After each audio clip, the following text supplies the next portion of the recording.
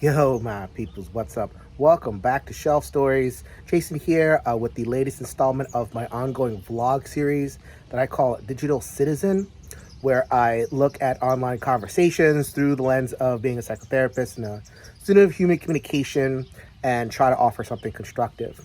So, last couple of days here as I record this, the last weeks of June 2022, more kerfuffles, more outbursts in board gaming. Minor ones, but every little bit counts. It's almost like death by a thousand cuts sometimes. And that the only way to heal this stuff is to go back and see if there can be any healing that could come out of some of these conversations. Anyway, so two in particular that I'm reflecting on, and I don't want to litigate any of these two. They're actually really separate. I want to address what I think is a through line that occurs in these and other arguments, which is the role of clickbait. Someone puts out a video, the response is not great.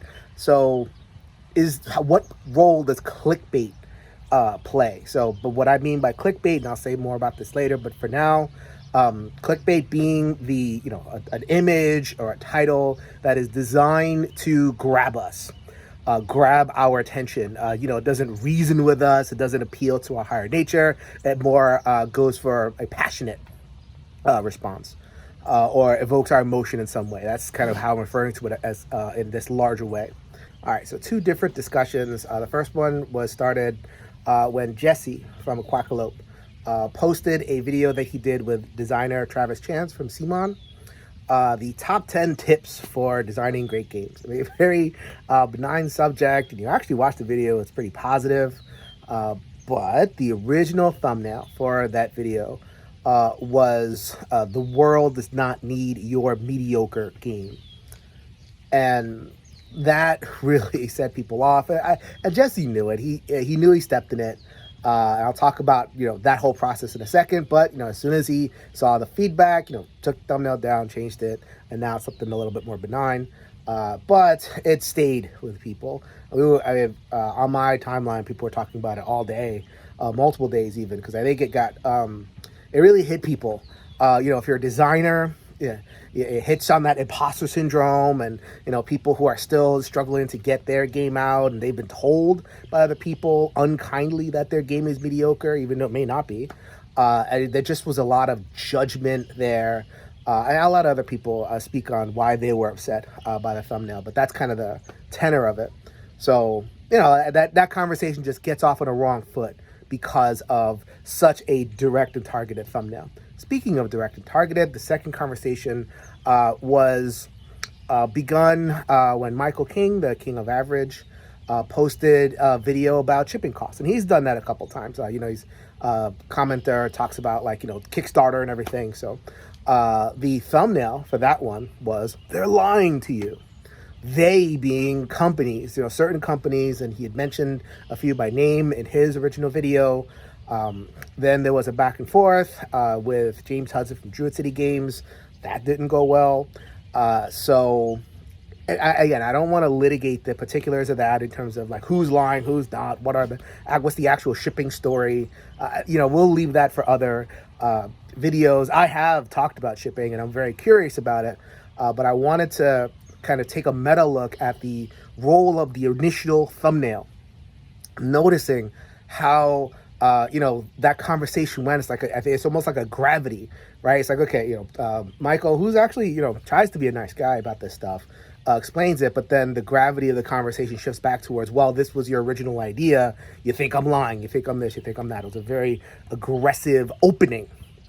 And I guess that's the point, once again, you come with an aggressive opening, then you're spending most of the time, kind of drawn back, it's like they have this old saw in politics. If you're explaining, you're losing. And when you open up with a clickbait, aggressive thumbnail like that, then you just put people on the defensive. The conversation just goes a completely different direction. So, and I want to talk about that in three different dimensions. How the reality of why we do clickbait, and why I think we could try to make some different decisions there. All right, so the first aspect I'll talk about is the nature of the clickbait itself. I think when folks think about clickbait, sometimes think about a deceptive practice. It gives the clickbait offers one thing, and you click it and it goes to something totally different. I actually don't think that's much of a problem in board gaming. It's more of kind of a larger BuzzFeed type thing. In gaming, though, I think we do have a problem with the aggressive aspect of it. And to be quite honest, a lot of it comes from a kind of dude culture, dude upbringing. It's how we are socialized to interact, to motivate. It's very competitive and challenging. So I see it in all sorts of areas. I see it in sports. I've played sports my entire life. Played men's sports. And I'm wearing my Yankee shirt. I'm a Yankee fan. On purpose for this video. There was an incident earlier in the year where the Yankees were playing Cleveland, and they won. They won a game on a walk-off hit, and the fans, or some fans, were throwing garbage at the Cleveland players. And it's like, what's happening? That you won. Why are these fans getting rowdy throwing garbage? And so in the post-game conference, the manager gets on. Our manager is named Aaron Boone. He's talking about, we can't be throwing things, but throws in the phrase, I love the intensity. Really? It's like, it's phrases like that to kind of cultivate this overly competitive paradigm, where we interact with one another. So it goes to business. I've talked about this before in another episode with, we talked about kind of bossing, styles of bossing, the Steve Jobs and style of just embarrassing your clients, your employees in order to get them to produce more. And, it goes right down to gaming. It's up and down. What is one of the first introductions that men like us, males, get to online gaming? Fortnite. Fortnite is horrible. It is a cesspool of, people trying to punk each other out as a way of motivating and being competitive. Oh, you're such a P word. You are a, F word, the homophobic slur. You're the R word, the ableist slur, you're N word. And, just all that stuff is flying around all over the place. So in that context, that stew in which we've grown up, titles like the ones that I talked about are almost the nice version. And, and I think if we get too far into that end of things, we don't realize that what we're putting out there, we may think it sounds okay because of our context, but board gaming is a different context. It's always been more family oriented, and it's becoming more diverse. We're trying to cultivate, more women and more people from marginalized backgrounds to have a say and feel at home. That's not the way that people in other cultures and other mindsets talk. So why are we putting that on the screen? I just want us to, as men especially, I want us to think about that. Hey, quick note here. As I edit the video, I just came back from my local pond, and I'm putting it together, but there was one aspect that I wanted to talk about, but I missed it. So I'll just squeeze it in here very quickly now. So, okay. So I can imagine someone responding to that section and saying, okay, sometimes the truth hurts. Sometimes you have to be a little bit more direct in order to communicate the truth. And if you're, saying stuff in a nice way, then you're soft pedaling things, you're not actually being truthful. Okay. I think that pendulum is really on the other side of things. I think there is a sense in which being honest and truthful involves the hard truths. And if you're not saying the hard truths, you're not willing to hurt somebody's feelings, then you're not really telling the truth. I don't know about that. In a lot of ways, I reject it. And, to be honest with you, I do marriage therapy. I covered that a lot, where men are socialized to truth telling, but in this hard, it's like, okay, I have the truth. You can't argue with the truth, so I'm going to shove it up your ass type way. And that's a huge conversation, but I think it's worth having. I think it's worth bringing up in this context because, I firmly believe that a truth without love don't really know what the value is there. So the second aspect that I will discuss is the usefulness of clickbait. Why do people do it if it can cause so much, anger and agita and everything? It's really one reason, is that it works. It is creators for various reasons. I know Jesse this is his bag on his channel. Like this is how he supports himself. And Michael wants to grow his audience, and he has a Patreon, and a lot of folks, are kind of looking at this. I've looked at this and on my channel. Do what works. Clickbait works. Why does it work? You think about it. When I was born in the 70s, 80s, everything. We didn't see as much advertising. Maybe it was something around 100, maybe 500 advertising per day, depending on how much you watch the television. Nowadays, I think the estimates are somewhere around 6,000 to 10,000 discrete advertisements that we are exposed to on a daily basis. And we don't know, because a lot of times we just filter it out. Our brains don't even register that we've seen it, but it's there. Somewhere in our brains, we've made some kind of judgment, a split-second judgment of whether something is worth our time and attention to dive into. And so that kind of is my response to pushback that says, well, if you don't like the clickbait, well, you just got to watch the whole video itself and make a judgment. It's like, how am I supposed to choose which videos to watch? Thousands of advertisements and hundreds, possibly thousands of YouTube videos that I'm exposed to on a daily basis, depending on how online I am. How do I know what to look for and what not to look for?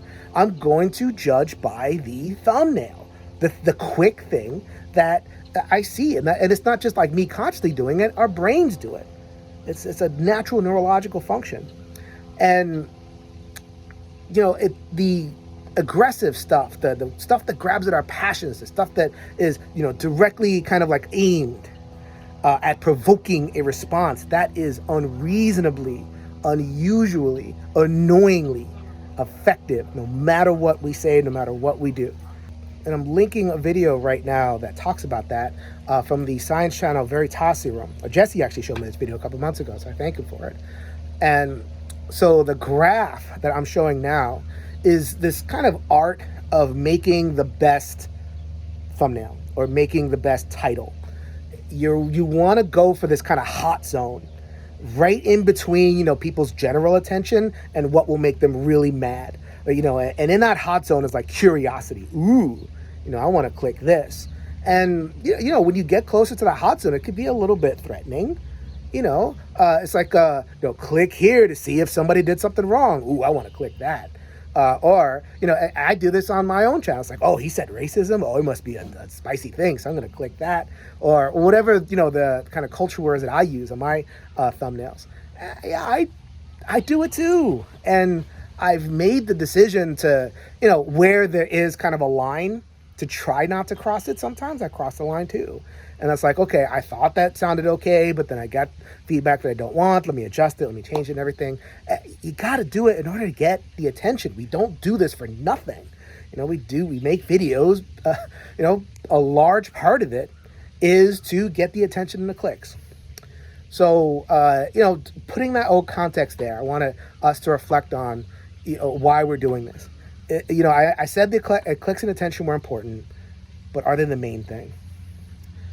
At some point, as effective as clickbait is, if we're getting the consistently negative feedback, it's too aggressive, it's too this, it's too that, even if it hurts the numbers, to draw back a little bit, I think that we owe it to the community to do so.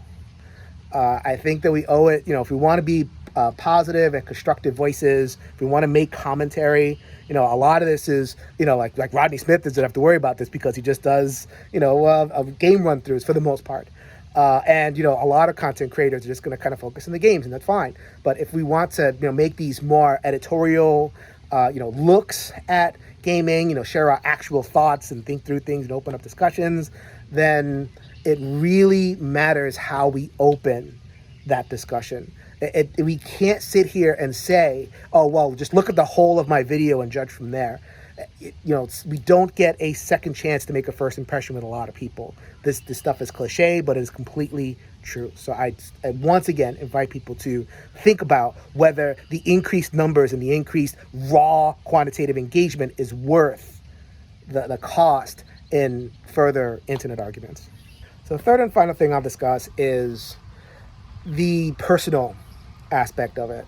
And this is where internet conversations just go whoop, just off the rails every single time. At some point, someone's going to take something personally or say something with a personal edge to it, and then it becomes an ad hominem, accusations of bad faith, you're a bad actor, you're not just wrong, you're bad type scenario. And that's just... So, here on Shelf Stories, I try as much as I can to talk about practices, not people.